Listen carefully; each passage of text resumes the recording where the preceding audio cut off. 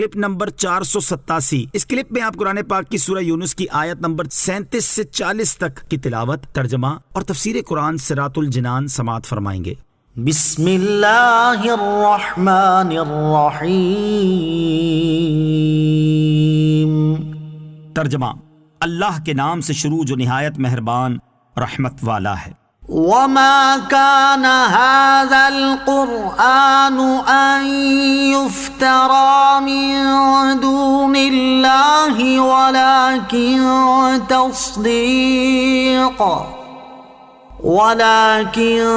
تصديق الذي بين يديه وتفصيل الكتاب لا ريب فيه من رب العالمين۔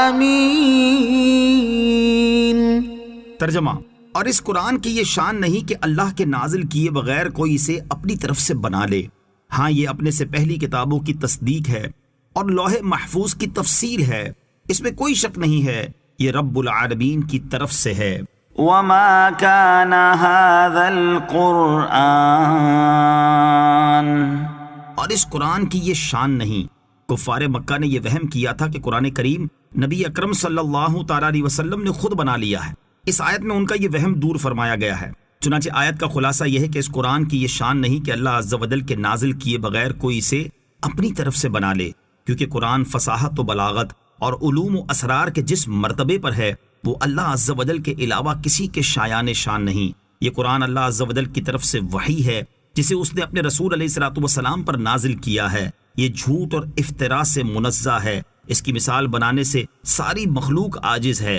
ہاں قرآن تورات اور انجیل وغیرہ کتابوں کی تصدیق کرتا ہے جنہیں قرآن سے پہلے اللہ تعالیٰ نے اپنے انبیاء کرام علیہ الصلوۃ والسلام پر نازل فرمایا، اور قرآن میں لوح محفوظ میں لکھے ہوئے حلال و حرام اور فرائض و احکام کی تفصیل ہے، اور یہ بات قطعی و یقینی ہے کہ قرآن اللہ رب العالمین کی طرف سے ہے، اسے کسی نے اپنی طرف سے نہیں بنایا، اور کوئی فرد بشر اس جیسا کلام پیش ہی نہیں کر سکتا۔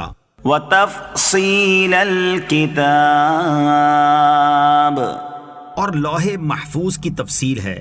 اس مقام پر علامہ ساوی رحمۃ اللہ تعالی علیہ نے بڑا پیارا کلام فرمایا ہے۔ چنانچہ فرماتے ہیں کہ قرآن لوح محفوظ کی تفصیل ہے۔ لوح محفوظ میں ما کان و ما یکون، یعنی جو ہو چکا اور جو آئندہ ہوگا، اور دنیا و آخرت میں جو ہونے والا ہے سب کچھ لکھا ہوا ہے۔ اور جب قرآن میں لوح محفوظ کی پوری تفصیل ہے تو جسے قرآن کے اسرار میں سے کوئی چیز عطا ہوئی اسے لوح محفوظ پر لکھا ہوا جاننے کی حاجت نہیں، بلکہ وہ جو چاہے قرآن ہی سے معلوم کر لیتا ہے۔ ام یقولون افتراہ قل فأتوا بسورة مثله وادعوا من استطعتم من دون الله إن كنتم صادقين۔ ترجمہ، کیا وہ یہ کہتے ہیں کہ اس نبی نے اسے خود ہی بنا لیا ہے؟ تم فرماؤ تو تم بھی اس جیسی کوئی ایک صورت لے آؤ، اور اللہ کے سوا جو تمہیں مل سکیں سب کو بلا لاؤ اگر تم سچے ہو۔ ام یقولون، کیا وہ یہ کہتے ہیں؟ یہاں کافروں کی اسی بات کا جواب دیا گیا ہے کہ کیا کفار یہ سمجھتے اور کہتے ہیں کہ رسول اللہ صلی اللہ تعالی علیہ وسلم نے قرآن خود ہی بنا لیا ہے اور یہ اللہ عز و جل کا کلام نہیں؟ اے حبیب صلی اللہ تعالی علیہ وسلم، تم ان سے فرما دو اگر تمہارا یہی خیال ہے تو تم بھی عربی ہو، فصاحت و بلاغت کے دعوے دار ہو، دنیا میں کوئی انسان ایسا نہیں جس کے کلام کے مقابل کلام بنانے کو تم ناممکن سمجھتے ہو، لہٰذا اگر تمہارے گمان میں یہ انسانی کلام ہے تو تم بھی اس جیسی کوئی ایک صورت لے آؤ، اور اللہ عز و جل کے سوا جو تمہیں مل سکیں سب کو بلا لاؤ اور ان سے مددیں لو، اور سب مل کر قرآن جیسی ایک صورت تو بنا کر دکھاؤ۔ قرآن مجید کا یہ چیلنج 1400 سال سے زائد عرصے سے چلا آ رہا ہے، لیکن آج تک کوئی کافر اس کا جواب نہیں دے سکا، اور اگر کسی نے جواب دینے کی کوشش بھی کی ہے تو قرآن کریم کے مقابلے میں اس کی حیثیت ناچیز ذرے سے بھی کم ثابت ہوئی۔ بل كذبوا بما لم يحيطوا بعلمه ولما يأتهم تأويله كذلك كذب الذين من قبلهم فانظر كيف كان عاقبة الظالمين۔ ترجمہ، بلکہ انہوں نے اس کو جھٹلایا جس کے علم کا وہ احاطہ نہ کر سکے اور ان کے پاس اس کا انجام نہیں آیا، ایسے ہی ان سے پہلے لوگوں نے بھی جھٹلایا تھا، تو دیکھو ظالموں کا کیسا انجام ہوا۔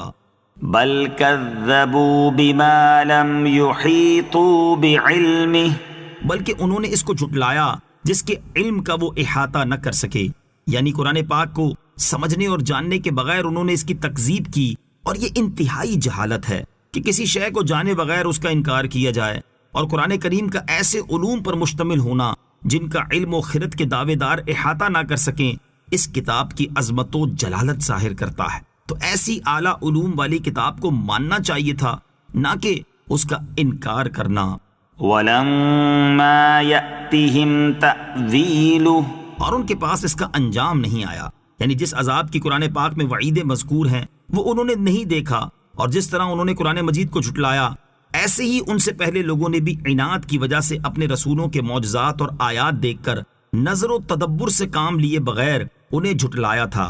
تو تم دیکھ لو کہ ظالموں کا کیسا انجام ہوا، اور پہلی امتیں اپنے انبیاء کرام علیہ الصلوۃ والسلام کو جھٹلا کر کیسے کیسے عذابوں میں مبتلا ہوئیں۔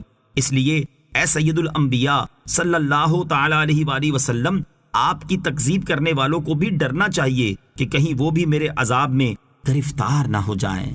وَمِنْهُمْ مَنْ يُؤْمِنُ بِهِ وَمِنْهُمْ مَنْ لَا يُؤْمِنُ بِهِ وَرَبُّكَ أَعْلَمُ بِالْمُفْسِدِينَ۔ ترجمہ، اور ان میں کوئی تو اس پر ایمان لاتا ہے اور ان میں کوئی اس پر ایمان نہیں لاتا، اور تمہارا رب فسادیوں کو خوب جانتا ہے۔ وَمِنْهُمْ مَنْ يُؤْمِنُ بِهِ، اور ان میں کوئی تو اس پر ایمان لاتا ہے، یعنی اے حبیب صلی اللہ تعالی علیہ وسلم، قریش میں سے بعض وہ لوگ ہیں جو اس قرآن پر عنقریب ایمان لے آئیں گے، اور بعض وہ ہیں جو اس قرآن پر کبھی بھی نہ ایمان لائیں گے، نہ کبھی اس کا اقرار کریں گے، اور آپ کا رب عز و جل جھٹلانے والوں کو خوب جانتا ہے، اور عنقریب انہیں اس کے عذاب کا سامنا ہوگا۔ کفار مکہ کے ایمان لانے سے متعلق غیبی خبر، اس آیت میں یہ غیبی خبر ہے کہ موجودہ مکہ والے نہ تو سارے ایمان لائیں گے اور نہ سارے ایمان سے محروم رہیں گے، چنانچہ ایسا ہی ہوا کہ بعض لوگ ایمان لے آئے اور بعض ایمان سے محروم رہے۔